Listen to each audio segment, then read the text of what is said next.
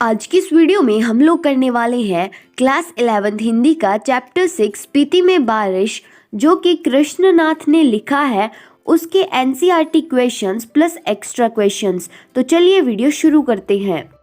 Question number first है, इतिहास में स्पीति का वर्णन नहीं मिलता क्यों? यानी कि हिस्ट्री के अंदर स्पीति का कोई जिक्र नहीं है, तो ऐसा क्यों है वो हमें बताना है। तो इसका आंसर होगा स्पीति की भौगोलिक स्थिति विचित्र है, यानी कि जियोग्राफिकली वो थोड़ा सा अजीब है। यहाँ आवागमन के साधन नहीं है, यह पर्वत श्रेणियों से घिरा हुआ है, साल में 8-9 महीने बर्फ रहती है तथा यह क्षेत्र शेष संसार से कटा रहता है। इन दुर्गम रास्तों को लांघने का साहस किसी राजा या शासक ने नहीं किया। यानी कि स्पीति में आने जाने के रिसोर्सेज बहुत ही कम है और ये चारों ओर पहाड़ों से घिरा हुआ है। यहाँ पे साल में 8-9 महीने बर्फ ही गिरती रहती है और ये जो है थोड़ा सा इंडिया से क्या है पार्ट दूर ही रहता है। और यहाँ पे क्या है बहुत ही ज़्यादा डिफिकल्ट रास्तों को पार करने की हिम्मत किसी राजा या मंत्री ने भी नहीं की। यहाँ की आबादी बेहद कम है तथा जनसंचार के साधन का अभाव, मानवीय गतिविधियों के कारण यहाँ इतिहास नहीं बना। इसका जिक्र सिर्फ राज्यों के साथ जुड़े रहने पर ही आता है।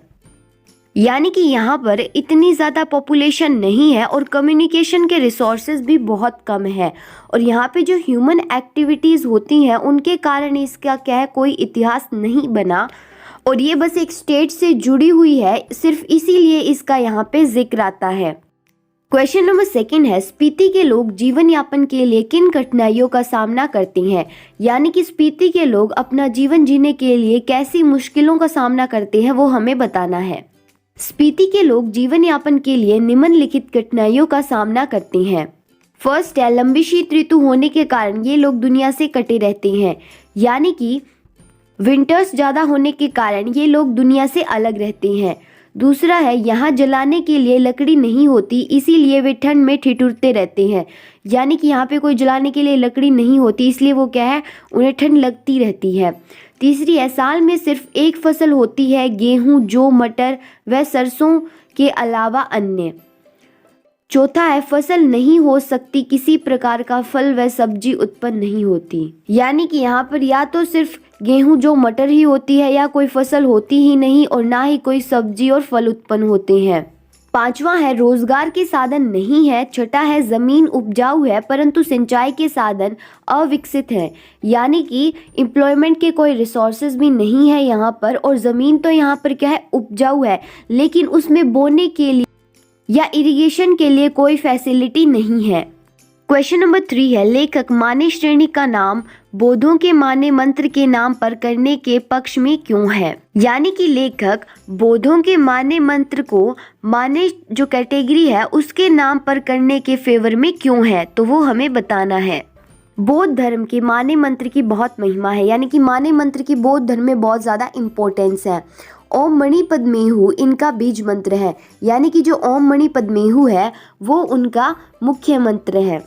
इसी मंत्र को संक्षेप में माने कहते हैं, यानी इसी मंत्र को कम शब्दों में माने कहते हैं। लेखक का मानना है कि इस मंत्र का यहाँ इतना अधिक जाप हुआ है कि पर्वत श्रेणी को यह नाम आसानी से दे दिया जा सकता है। यानी कि यहाँ पे ये जो मंत्र है इसका इतनी बार जाप हुआ है कि ये पर्वतों को भी नाम आसानी से दिया जा सकता है। यानी कि जो स्पीति के अंदर साउथ में पहाड़ियाँ हैं उनका माने नाम हो सकता है, इसी कारण से पड़ा हो। क्वेश्चन नंबर 4 है, ये माने की चोटियां बूढ़े लामाओं के जाप से उदास हो गई हैं। इस पंक्ति के माध्यम से लेखक ने युवा वर्ग से क्या आग्रह किया है? लामा का मतलब होता है कि जो बौद्ध धर्म के लोग होते हैं और इसका उत्तर है, लेखक की मान्यता है कि माने की चोटियों पर बूढ़े लामाओं ने इतने जाप किए हैं कि उनके बुढ़ापे और जाप से ये पहाड़ियाँ उदास हो गई हैं। अतः कवि युवा वर्ग से आग्रह करता है कि वे यहाँ आकर किलोल करें और ये पहाड़ियाँ हर्षित हों। यानी कि लेखक का मानना है कि जो माने की चोटियाँ हैं बूढ़े लामाओं के जाप की वजह से क्या है उदास हो गई हैं और कवि जो युवा वर्ग है यानी कि जवान लोग हैं उनसे कहना चाहता है कि वे यहाँ पर आके हंसी मजाक करें और ये जो पहाड़ियाँ हैं फिर से खुश हो जाएं। अभी तो इन पर स्पीति का आर्तनाद जमा हुआ है। जो युवा अटास की गर्मी से कुछ तो पिघलेगा, लेखक की ओर से यह युवा निमंत्रण है। यानी कि अभी तो पहाड़ियों पे स्पीति का हाहौल जमा हुआ है, जो कि जो युवा वर्ग है, जो कि यूथ है, उनकी गर्मी से वो कुछ तो पिघलेगा। और लेखक क्या है, युवा वर्ग को यहाँ पे निमंत्रण करते हैं कि वो स्पीति में आए।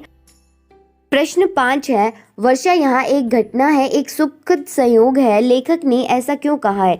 यानी कि लेखक ने ऐसे दो बातें क्यों कही है? जो वर्षा, एक तो यहाँ पे क्या है, कोई इंसिडेंट है, और दूसरा क्या है, यहाँ पे सुख भी है वर्षा, तो ऐसा क्यों कहा है वो हमें बताना है। लेखक बताता है कि स्पीति में वर्षा बहुत कम होती है, इस कारण वर्षा ऋतु मन की साथ पूरी नहीं करती। यानी कि स्पीति के अंदर बारिश बहुत कम होती है, इसीलिए वो मन की इच्छा पूरी नहीं करती। वर्षा के बिना यहाँ की धरती सूखी, ठंडी व बंजर होती है। जब कभी यहाँ वर्षा हो जाती है तो लोग इसे अपना सुखद संयोग मानते हैं। वर्षा के दिन को वे सुख का संकेत मानते हैं। लेखक के आने के बाद यहाँ वर्षा हुई। लोगों ने उसे बताया कि वर्षा होने के कारण आपकी यात्रा सुखद होगी। क्वेश्चन नंबर 6 है, स्पीति अन्य पर्वतीय स्थलों से किस प्रकार भिन्न है? यानी कि स्पीति जो और पहाड़ी इलाके हैं उनसे डिफरेंट कैसे है? तो इसका पहला पॉइंट है, यहाँ के दरे बहुत ऊंचे व दुर्गम होते हैं। यानी कि यहाँ के रेट बहुत ही ज़्यादा हाई होते हैं, या फिर हम उन तक पहुँच ही नहीं पाते। और यहाँ पे सब्जी और फल भी नहीं उगते। तीसरा पॉइंट है, यहाँ पे बारिश में सिर्फ एक ही फसल होती है। फोर्थ पॉइंट है, साल में यहाँ पे 9 महीने तक बर्फ जमी रहती है, इसीलिए क्या है, ये पूरे संसार से अलग रहता है। फिफ्थ पॉइंट है, जो यहाँ की पहाड़ों की ऊंचाई है वो 13,000 से लेके 21,000 फीट तक की होती है, और यहाँ की जो पहाड़ियाँ होती है वहाँ पर पहुँचना बहुत ही ज़्यादा मुश्किल है। क्वेश्चन नंबर 7 है, स्पीति में बारिश का वर्णन एक अलग तरीके से किया गया है।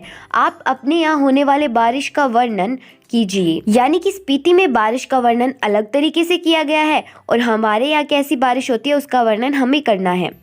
हमारे यहाँ तपती गर्मी के बाद जब आकाश में काले बादल घुमड़ घुमड़ कर आते हैं तो शरीर व मन को शांति मिलती है। वर्षा होते ही चारों तरफ प्रसन्नता फैल जाती है। प्रकृति भी प्रसन्न होकर हंसती हुई प्रतीत होती है। बच्चों की मस्ती देखते ही बनती है। पक्षी अपनी खुशी का इजहार स्वर उत्पन्न करके करते हैं। तालाब, नहरें, नदियाँ सब पर यौवन आ जाता है। ऐसा लगता है मानी धरती फिर जवान हो गई हो।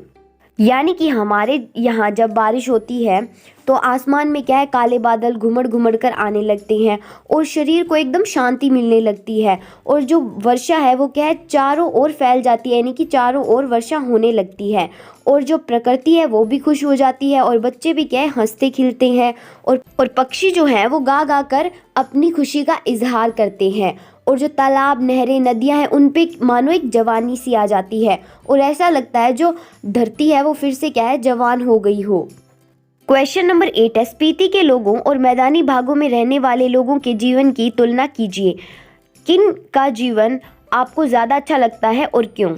यानी कि स्पीति में जो लोग हैं वो तो पहाड़ों पर रहते हैं, और जो मैदानी भाग वाले लोग हैं वो क्या है, समतल ज़मीन पर रहते हैं। तो आपको किसका जीवन ज़्यादा अच्छा लगता है वो बताना है, और क्यों लगता है वो भी बताना है। स्पीति के लोग भयंकर शीत और विषम परिस्थितियों में जीवन यापन करते हैं। यानी कि स्पीति के जो लोग हैं बहुत ही ठंडी और बहुत ही ज़्यादा क्या है, कठिन परिस्थितियों में अपना जीवन बिताते हैं।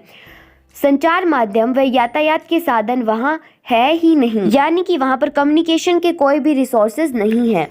वर्ष भर ठंड ही रहती है, अल्प समय के लिए तापमान थोड़ा कम होता है। जीवन में निरस्ता और आर्तनाद भरा रहता है। तरह तरह के फल फूल तो दूर है, वनस्पति का भी अभाव है। यानी कि यहाँ पे थोड़े समय के लिए जो तापमान है वो कम हो जाता है, और यहाँ पे जीवन क्या है, बहुत ही कठिनाइयों और दुख से भरा हुआ है। यहाँ पे तरह तरह के फूल तो दूर, यहाँ पे क्या है, जंगल भी नहीं मिलते। इसके विपरीत मैदानी भागों में संचार और यातायात के भरपूर साधन है। वर्ष में सर्दी, गर्मी, बरसात, वसंत, पतझड़ सभी ऋतुओं का क्रम चलता रहता है। इससे जीवन की सरसता और खुशी बनी रहती है। मैदानों में हरियाली, फल फूल, पशु पक्षी सब कुछ भरपूर है। इसीलिए तुलनात्मक दृष्टि से मैदानी भागों में जीवन ज़्यादा अच्छा है, क्योंकि यहाँ सुख सुविधाएं, खुशियों से भरा हुआ वातावरण है। यानी कि दूसरी ओर जो मैदानी इलाका है वहाँ पे क्या है, संचार और यातायात के भरपूर साधन है, यानी बहुत सारे रिसोर्सेज है, और पूरे जो साल है उसके अंदर हर एक मौसम आता है। और उसमें क्या है, जीवन बहुत ही आसानी से कटता है और खुशी भी बनी रहती है। जैसे मैदानी इलाकों में हरियाली होती है, फल फूल, पशु पक्षी सब कुछ होते हैं, इसीलिए जो मैदानी जीवन है वो बहुत ही ज़्यादा अच्छा है पहाड़ी जीवन से, यानी कि स्पीति के जीवन से।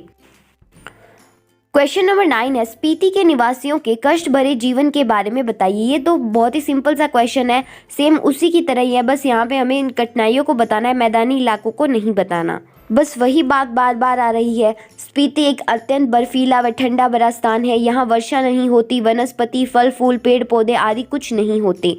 सोचकर लगता है ऐसी निरस्ता में जीवन कितना कठिन हो जाता होगा। संवेदनाओं का और संयोग की प्रतीक्षा में संसार चलता है। स्पीति में तो ये है ही नहीं, फिर भी जीवन कैसा होगा, कल्पना से परे ही है। हंसी खुशी तो वहाँ होगी ही कैसे, जब 8-9 मास तक शीत का प्रकोप चलता रहे। तापमान का संतुलन बनाने के लिए उपकरण तो दूर, आग जलाने को लकड़ी भी नहीं होती। वर्षा के अभाव में फसल उगाने के लिए नदी नालों के पानी का प्रयोग किया जाता है। स्पीति के निवासियों को उदासी और निराशा से भरा जीवन बेहद कष्टकारक है। क्वेश्चन नंबर 10 है, स्पीति रेगुलेशन क्या था, वर्णन करें। यानी कि स्पीति रेगुलेशन क्या है वो हमें बताना है। स्पीति रेगुलेशन 1873 में लाया गया ब्रिटिश सरकार का एक विशेष एक्ट था। यानी कि स्पीति रेगुलेशन एक एक्ट था जो कि ब्रिटिश सरकार ने लाया था। इसके तहत लाहौल और स्पीति को एक खास दर्जा दिया गया। ब्रिटिश भारत के अन्य कानून यहाँ लागू नहीं होते थे। रेगुलेशन के अधीन प्रशासन के अधिकारी नोनों को दिए गए, जिससे मालगुजारी इकट्ठा करना और फौजदारी के छोटे छोटे मुकदमों का फैसला करना भी शामिल था। यानी कि इस एक्ट के कारण लाहौल और स्पीति को एक खास दर्जा दिया गया और जो ब्रिटिश भारत में कानून फॉलो होते हैं वो स्पीति में लागू नहीं होते। रेगुलेशन के अकॉर्डिंग वहाँ का जो एडमिनिस्ट्रेशन है वो नोनों को दिया गया और जिसमें माल को इकट्ठा करना, फौजदारी के छोटे छोटे मुकदमों का फैसला लेना, वो सब भी शामिल था। उसके ऊपर के मामले वह कमिश्नर के पास भेज देता था। उन दिनों की लाहौल स्पीति का वृत्तांत कांगड़ा जिले के अंतर्गत कुल्लू तहसील में मिलता है। यानी कि पहले जो लाहौल स्पीति है उसका जो वर्णन है वो कांगड़ा जिले में कुल्लू तहसील में मिलता था। तो ये है इस चैप्टर का लास्ट और एक इम्पोर्टेंट क्वेश्चन। क्वेश्चन नंबर 11 है, स्पीति में बारिश पाठ का उद्देश्य बताइए। यानी कि इसका उद्देश्य क्या है, ऑब्जेक्टिव क्या है इस चैप्टर का। स्पीति में बारिश पाठ एक यात्रा वृत्तांत है। स्पीति हिमाचल के मध्य में स्थित है। यह स्थान अपनी भौगोलिक एवं प्राकृतिक विशेषताओं के कारण अन्य पर्वतीय स्थलों से भिन्न है। लेखक ने इस पाठ में स्पीति की जनसंख्या, ऋतु, फसल, जलवायु तथा भूगोल का वर्णन किया है जो परस्पर एक दूसरे से संबंधित है।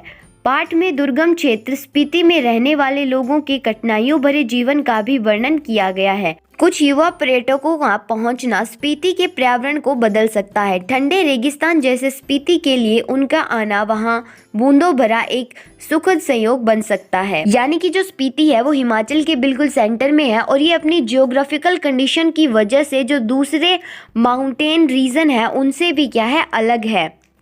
और जो लेखक है उसने इस चैप्टर के अंदर स्पीति की पॉपुलेशन और सीजन और जो फसल और जो क्लाइमेट है और जो जियोग्राफिकल कंडीशंस हैं उनका क्या है यहाँ पे वर्णन किया है। और स्पीति के अंदर रहने वाले लोगों की क्या कठिनाइयाँ आती हैं उनका भी वर्णन किया है।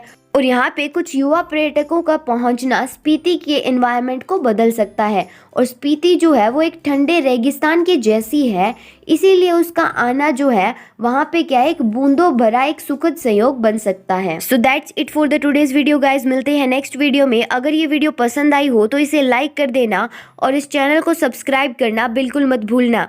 और ये वीडियो कैसी लगी मुझे कॉमेंट करके ज़रूर बताना।